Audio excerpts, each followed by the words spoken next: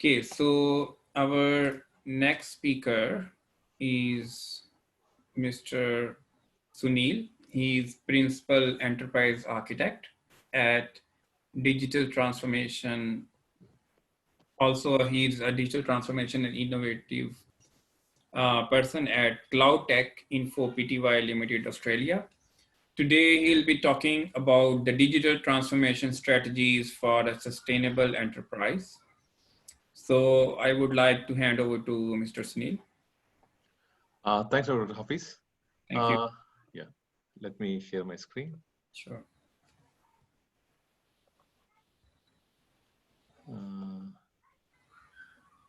Still, I don't have the access.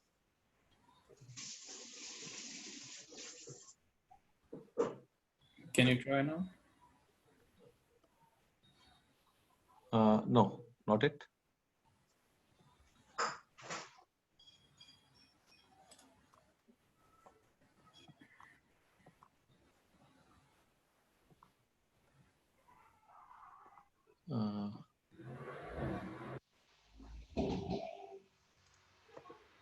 Can you try? Mute. Share screen. Yes, I got it now. Yeah. Okay.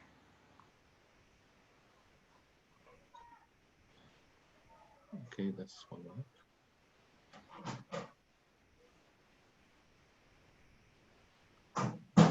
Yeah, is my screen visible?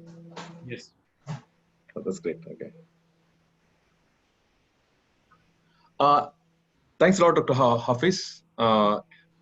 It's a great opportunity to present, and especially with COVID, what's happening, it's so critical that enterprises are utilizing the technology, but how to utilize the technology effectively is the key agenda, and especially for a sustainable world is the contribution of a sustainable enterprise.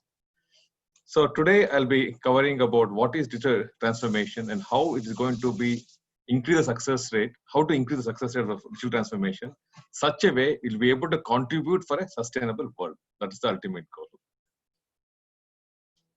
Has anyone done or flew a flight?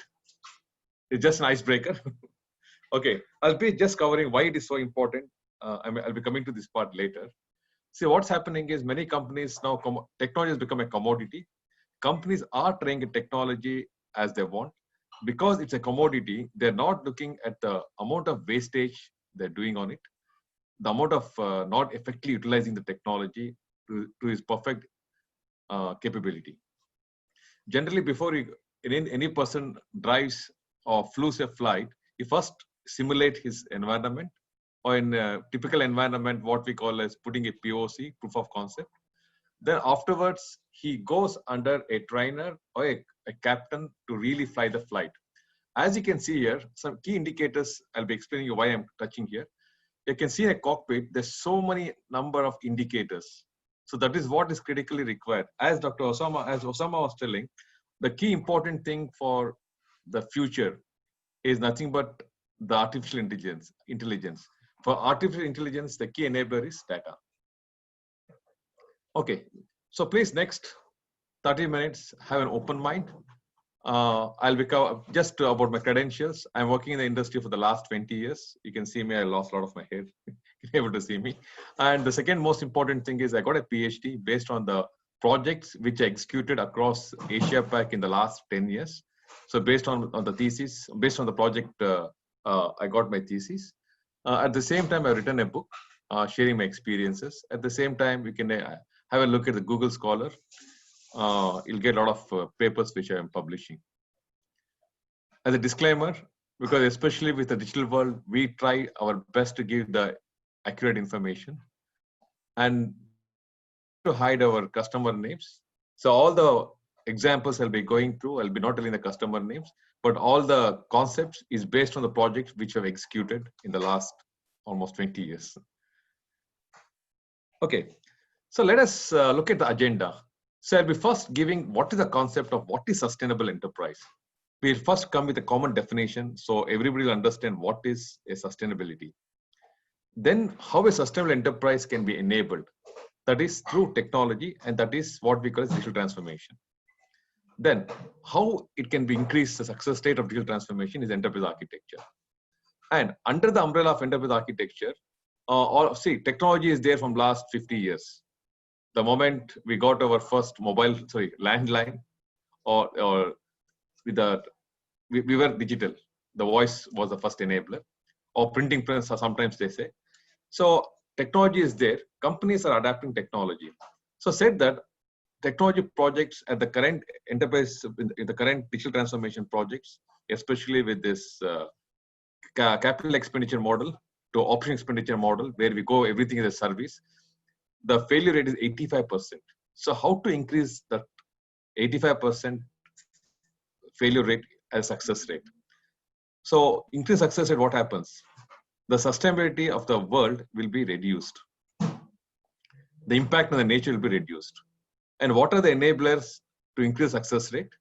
And very importantly, how to identify the data that is enterprise-wide, that is critical for the success of digital transformation. And finally, I'll be covering just a view of what is modeling and what is a EA tool. So this is the agenda. So let us go to the meat now. Let us come out with the common definition of what is sustainable enterprise. So as I told you, if 85% of the projects are failing, according to the statistics, the amount of money spent for digital transformation projects as of the last year, about $530 billion. So 85% is wastage, means you can come out with the numbers. So the definition is the enterprise that effectively uses resources to reduce the wastage and impact on the environment is called sustainability. A sustainable enterprise uses the technology or the resources effectively. So what are the resources? If the moment the first resource is a human. So in many companies, the resources, what they're utilizing, especially the human factor, according to some of the statistics, they're saying about 60%. But luckily with COVID, what's happening is every employee activity is able to be measured. That's a good news about COVID. Next, so we are dealing technology. Technology is nothing but the natural resources which has been exploited from the environment has been converted to technology in terms of your systems, your different monitors, the electricity, everything has come from the natural resources. If not been effectively utilized, what's going to happen? It will be having impact on the environment. So the definition of sustainable enterprise is an enterprise uses the resources effectively and efficiently, reducing the impact on the environment. So moving forward, there's one more concept we call as the circular economy. See, generally with the modern technology and especially the developed countries, for them what they do is use once and just discard it. Taking the cost of a human resource, it is more easy to get a new resource rather than repair and you reutilize it. So just use once and dump it as a wastage. The circular economy, what it says is wherever it's possible, try to reuse it. That is the ultimate goal of circular economy. And especially with the digital technology, what's happening is, as our earlier speakers were telling, one of the key things what's happening is, if you take about the human resource, there are two parts. So some are able to upgrade themselves. If they're able to upgrade, they'll be able to retain their employment. If they're unable to upgrade themselves, they'll be out of the job. So how to make the current employees valuable to a company? How a company must be having a strategy to address the needs of the skills. So we'll be talking about that as we go across. So let us see how we can able to enable a sustainable enterprise. So definitely to enable a sustainable enterprise, we need to go for digital transformation. I'll be explaining what is digital transformation in detail in the next slide. So what is digital transformation? See, digital transformation, nothing but the way the technology has come across, we are trying to replace humans with wherever possible with a possibility of technology, with evolving technology. So the ultimate goal is to innovate the business.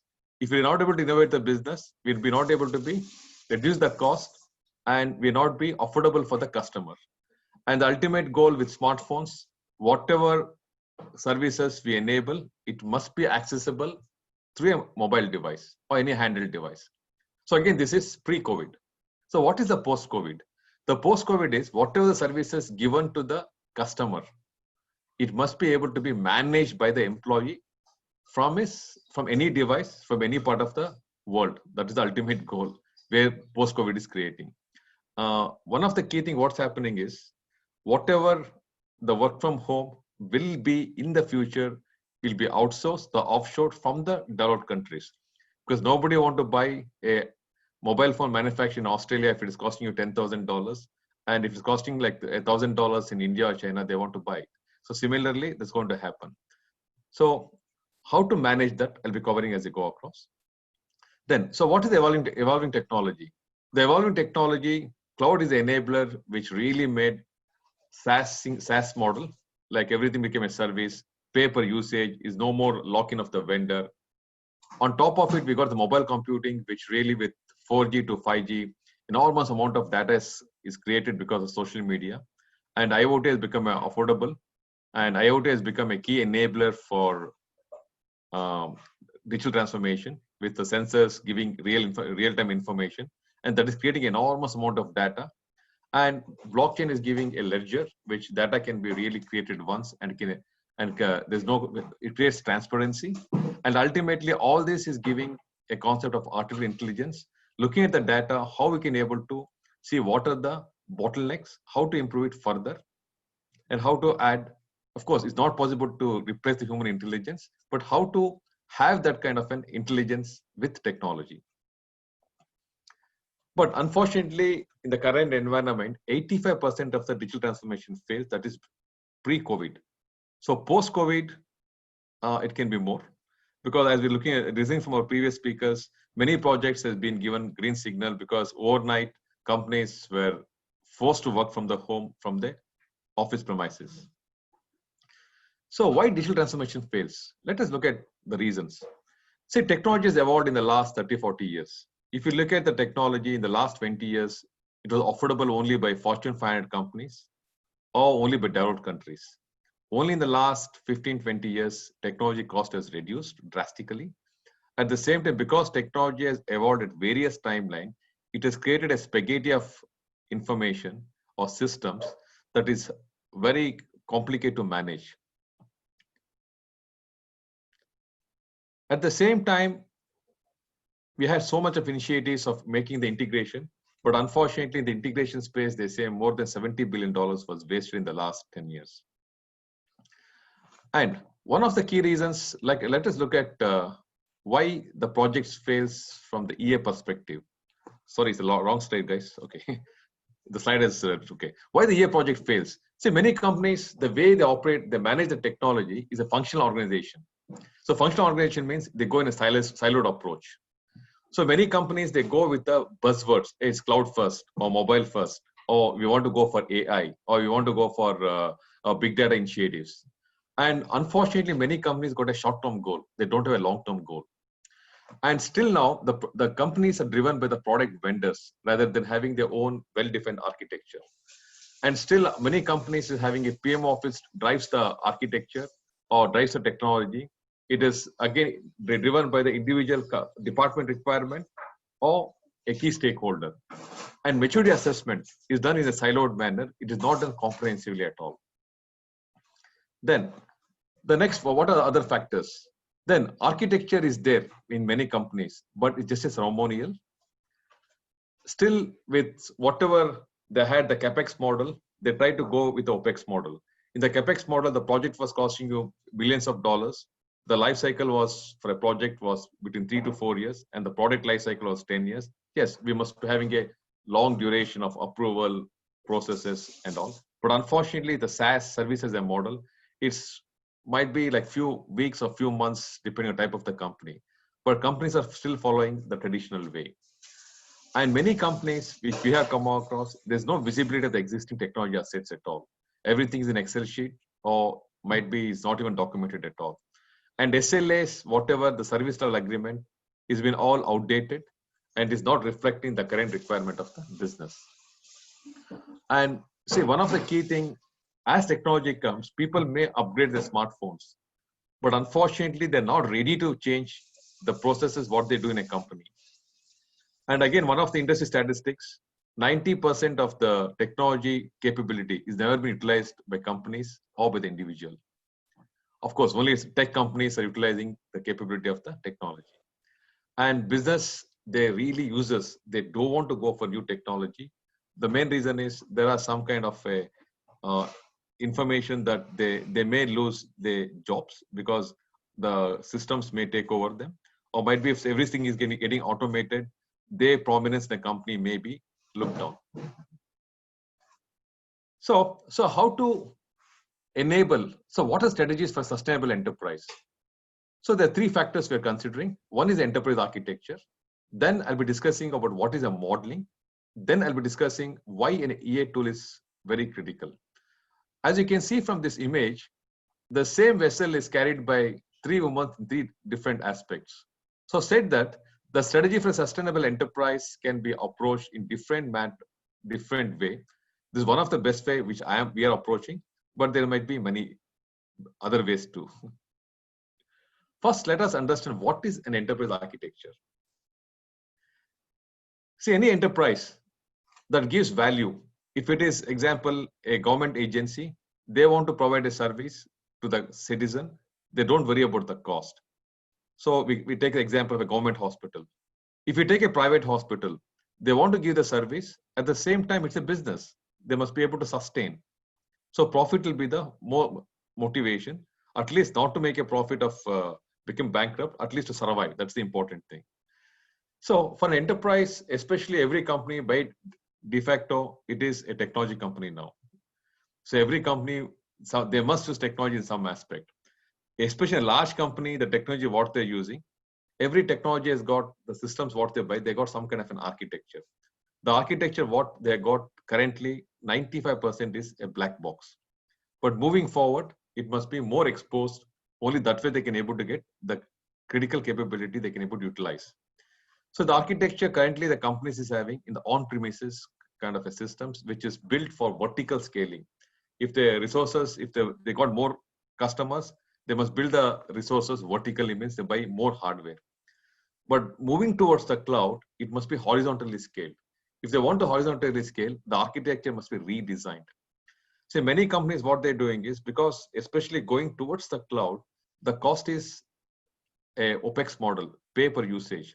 So what was costing, example, a server might be $1,000 upfront payment.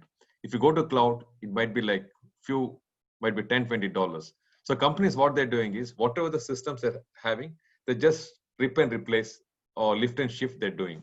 So this will not give a value at all. This cannot be a sustainable enterprise or sustainable world.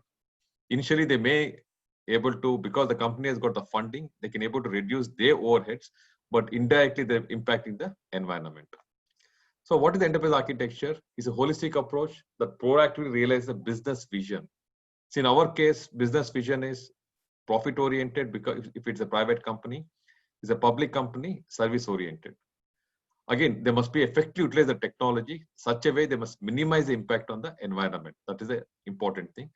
To minimize the impact on the environment, the key thing is they must be able to innovate such a way whatever services they able to offer to the customer, it must be effectively utilized. So this is enterprise architecture in a nutshell. So moving forward, EA practice, generally it fails. Sorry, the slide while copying, I made a mistake here. Why it fails is because initially EA practice brings a lot of disruption. So many companies, they don't want to go for a long-term plan. See, there was a joke, like there's more painkillers sold rather than a vitamin. So companies want quick fix. And moving forward, many companies, they're going towards enterprise architecture, but it is driven by a product vendor. Then many companies are going into EA practice. EA practice is a holistic approach. It must be driven by at least a consulting company in the initial stage, but that's not happening in the companies. They just train some 4 or 5 people and they just go straight away, they start a EA practice. It's something like somebody flying a Boeing flight, going for a training. And still many companies, the practice they're having is all document based. There's no a proper tool. So in our next coming slides, I'll be discussing how to increase the success rate. What is the critical things needed? Say, as Osama was telling previously, one of the key things what we require is data. Only with data can able to make a critical decision of what is the right thing for us. So especially moving towards a sustainable enterprise, the key thing is we need to have the data that must be considered across the enterprise. As you can see from this slide, if you are driving a car, the number of parameters what you require is very limited. Suppose if for a flight, the number of data points is much more. The two differences, previously the project lifecycle was 10 years, as I told you earlier. But now the project lifecycle can be few weeks or might be few months. And companies, if they want to be better or to provide a quality service or to be profitable or effectively utilize the resources, they must be getting the data points across the enterprise. So what is the type of data we require? First of all, we must identify the data of the people who are working. And especially, as our earlier speakers told, companies have people, unfortunately, they are not given the, might be they given the training, but technology has changed at such a faster phase. It is highly impossible for the companies to keep in track of what's happening in the industry. So they need to go in a organized manner to identify the people who knows the business model, who knows the organizational culture, and to really ramp up them with the skills what is required for the digital economy. Then they must identify and collect the information what is required. Because every process need to be monitored, right from the process is been requested till the process does its work. Then the technology stack, every aspect, the data need to be collected. And this need to be stored, managed, and analyzed.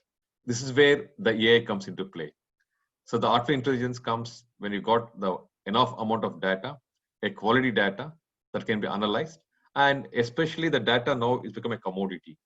So when data becomes a commodity, the data must be accessible at least by all the responsible or the key employees in a company, such a way it must be in a readable format. So for that, visibility is the most important thing.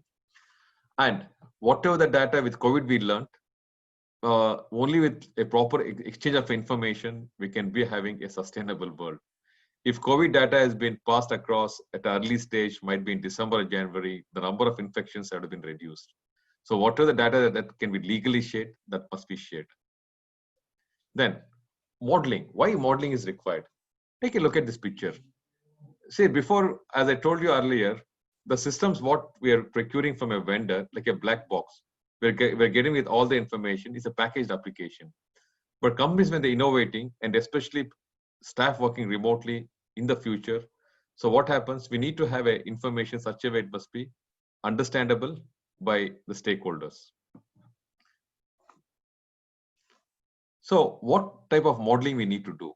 The modeling or the separation of an enterprise must be started right from the planning stage to the business architecture, the applications, whatever the company is using, and the amount of information going across the enterprise, and the various touch points of connecting with the various other applications, and ultimately the solution which the customer chooses or the company chooses. And now technology has changed at such an alarming phase, as you can see earlier. So the technology architecture must be separated with the capability that's expected by the company.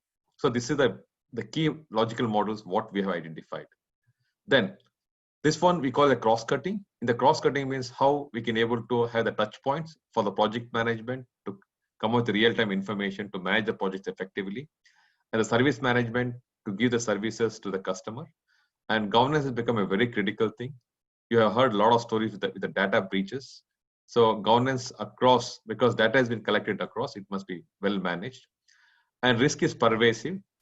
And very critical thing moving forward for a sustainable enterprise, they must follow standards and compliance with the government prescribed as well as the internationally prescribed standards. So the necessity of some modeling. The key thing is the current practice what we're having is document consisting of hundreds of pages. Because the documents are spread hundreds of pages, nobody will read unless until it's deemed necessary. They may read some part of it. And many companies, they follow some kind of a modeling, but there's no proper notation followed. They use Visio, which is their creativity, and there's no standard naming conventions. And if you want to get an overview of what's happening in a company, you must we must have a look of hundreds of documents. And especially with staff working remotely or offshoring in the future, language will be a critical barrier, and lack of adequate documents, because in office, everything on the firewall, everybody will be having access. But once you're working from the home, that information is not available. And lack of single view of the data is a critical thing for a successful digital transformation. So once we have a tool, what's going to happen? We can able to get the complete asset view of a company. What we call a 360-degree view of the company, of the assets. And with these assets, we can able to forecast what can be the change, what is the impact. We can able to having a consistent modeling across, easy to communicate across the enterprise, able to collaborate, and very important thing, we're able to simulate the business models. We can able to see what is the impact before we're yet to start the project itself. And any kind of a changes is going to assist us to make a decision making. And very important thing, we can able to reuse the assets. And easy for compliance purpose, and any changes can be traced end to end. And many companies nowadays, they follow Agile. They say, yes, for Agile, there's no need of data, no need of documentation. At least following a proper tool, the documents can be generated with a tool. So for a sustainable enterprise, what we need, the important thing is we must adapt technology effectively. Okay, to effectively use the technology, what is critical? We need to identify the data points across the technology, human resources, plus the business processes. So how to achieve that? We need to have enterprise architecture practice, which looks across the enterprise, right from any type of business. It can be any business vertical. Everything must go under the umbrella of the enterprise architecture. And what are the business processes or application processes as the technology stack? Everything need to be modeled and connected across, and the data must be available in real time. To achieve that, we need a tool. So as a company, how we are offering these services. So what we do is we look at any kind of a digital transformation. We try to see what is the drivers, because every company wants to go for digital transformation. We're going to assess what is their business objective, what is their end result they want to achieve, and what is the expectation. So once we know the expectation, then we're going to make a comprehensive maturity assessment for whatever the expectation we're going to determine based on the customer expectation or requirements. Then we're going to set up a EA tool, model the capability, because we want to separate the technology with the business capability. So once that is done, then we look at what is the right methodology for the customer, because especially every company has got various kind of different business processes, management processes, technology stack. So we're going to identify what is the right methodology for the company to adapt. Then the critical thing, especially going with digital transformation, the digital skill is varied skills. So we're going to identify what is the skills based on technology stack the company chooses. Then we assist the right product selection for the customer. So the key takeaway for a sustainable enterprise, the key thing is we must use the effective usage of the resources. The effective usage of resources can be achieved with digital transformation, which continuously looks at the technology stack, which gives a business capability such a way that the resources can be used effectively and efficiently for the business outcome. To enable this, we need enterprise architecture that encompasses across the enterprise to see what is the critical capability the company requires and what are the processes the organization requires. And to have a real-time visibility, we need a modeling that is modeled with a proper EA tool that is connected end-to-end, right from the people, process, and technology. So with this, I'm open for the questions. Thank you, Sunil. It was a great presentation. If you have any questions, please feel free to unmute your microphones, or you can type in the chat window as well.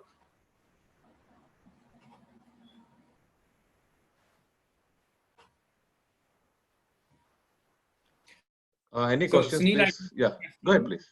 So how the role of enterprise architecture has changed during this pandemic? Like, what is the shift in the role of enterprise architecture during the pandemic? So what I'm seeing, especially based on the industry, EA was not considered as a key enabler in the last, it was a ceremonial post. Now they're really looking at EA as one of the enabler for digital transformation. They need to have a holistic approach. So the number of, when especially we are getting a lot of requirements from the industries, first thing. And the second thing, even the job market, looking at the statistics of the companies, they're saying that EA is a key enabler for digital transformation. And especially with COVID, so they know because they need to define standards across the enterprise.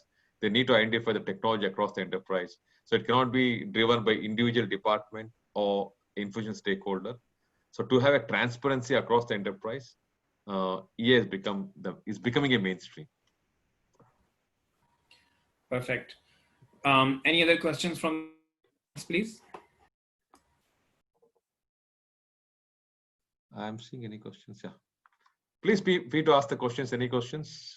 So if you ask me questions, there are two things: whether I've done my job perfectly, you all understood, or I've done my job miserably, where nobody understood the concepts, what I'm trying to tell. Hi, Sunil. It's Yeah. Marwan Aouri. Thank you very much for sharing this those insights. My question for you is related to the role of enterprise architecture. Okay. I observed in different organizations that sometimes enterprise architecture, they are a little bit reluctant to embrace new technologies. They are a little bit conservative. They perceive their role as the guardian of the governance, the guardians of the stability in the organization. How do you see them embracing those forward-looking technologies with this mandate that could potentially be a little bit conflictual? It's really a very practical question. I really appreciate. See, one of the key things before an enterprise architect, what we call as in sitting in an ivory tower. Before example, a company want to go for a simple ERP implementation or the core platform in a company, a core business applications. It was costing you for a large company, might be like a 5,000 employees, at least a $10 million. So what was happening is they're trying to bring in an enterprise architect who is able to communicate with the C-level executives. So said that an enterprise architect hired in a company, typically you could see like, might be a 45, 50 years person, a senior person. And literally going to a management, he is away from the technology. So they're very reluctant to change. At the same time, what was happening in the industry, because the systems, what they were procuring was based on the CapEx model. So an enterprise architect, he has given the capability of what is required by a company. He has defined the ERP packages, the systems. And when you go and ask him for a change, what happens? He must again go to the business for a new capital expenditure, what's costing you at least, might be a few $1 million, at least a few hundreds of thousands of dollars. That was the old way of thinking. But with the new way of thinking, what's happening is the new enterprise architects are coming. So what's the key thing we have identified is an enterprise architect, as I told you earlier, they need to have an understanding of the technology, what is there.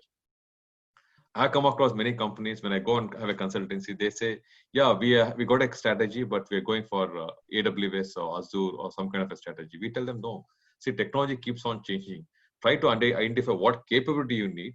And based on that, we can able to choose what technology fits for your company. So in a nutshell, the current enterprise architects, they need to really go for some kind of a training, especially with the skills, that the digital transformation skills. Only with that, it is possible to make a justification for their role. Did I answer your question? Yeah. Absolutely. Thank you very much for that. Yeah. Any more question? Any other questions from the audience, please? Okay, I think that's all. Thank you very much, Sunil. It was a great presentation. We learned a lot about enterprise architecture and the role of enterprise architecture in current period. So thanks for your time and the presentation, and have a good day. Oh, thanks, Dr. Hafiz. Thanks for all the participants. Really, thankful for your time. I hope this will really give you some kind of information what's happening in the digital transformation. And effectively, if all of us can contribute for a sustainable world, but at least whatever the job we are doing, and based on that, effectively utilize the resources. That's just justification for this, your time and my time. Thank you. Thanks, Dr. Hafiz, for this wonderful opportunity. Have a good day. Bye-bye. Thank you. Thanks. Bye. Yeah.